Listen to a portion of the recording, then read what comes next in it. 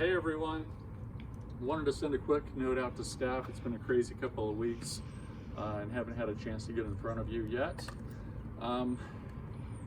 Welcome from wherever you are in your new office, wherever that may be. Mine has been a hotel room while on spring break last week, and kitchen, table, and a bedroom for most of this week. I know many of you are set up similarly right now. First off, I want to say a big thanks to Jim and Jared, as well as our IT firm Genetech in Canada, for getting all of our office staff set up and working from home. Amazing that within a week we're able to get set up and really continue operating as if things were no different than they were the day before we were ordered to go home. So again, shout out to them for making that happen.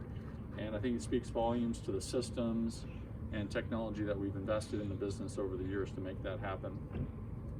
I wanted to secondly say thank you to the DC staff who continues to go into our warehouse facilities and process the outbound orders, as well as receive all the goods that we've ordered, in the weeks and month prior to the shutdowns that we're seeing across the U.S. There's still a lot of work that's being done, even in light of the slowdown that we're seeing and shelter-in-place orders that we're seeing across the country happening right now. So thank you for continuing to work and modifying your workspaces to maintain that social distancing, stay safe inside of our facilities.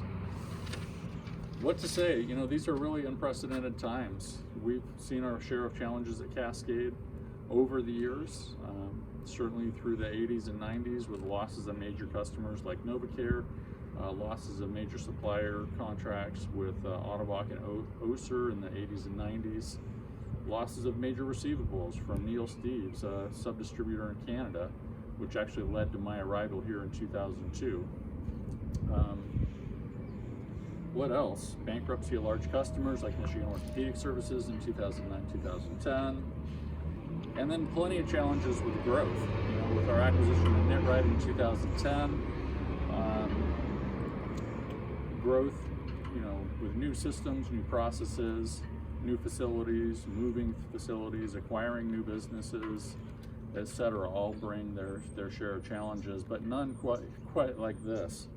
But without exception, our darkest days have been followed by some of the most significant growth, times of growth in the business, and I don't expect this to be any different. I think we come out on the other side of this stronger, better company, and with much brighter days ahead. But for now, we've got to survive these times and get to the other side, and that's what we're going to make happen. What do we know? Well, after 2 weeks of crisis management, we know sales are stronger than we would have expected. Again, sales are about 60% of normal here at Cascade, maybe 40% of normal in Canada. We also know that sales are slowing quickly.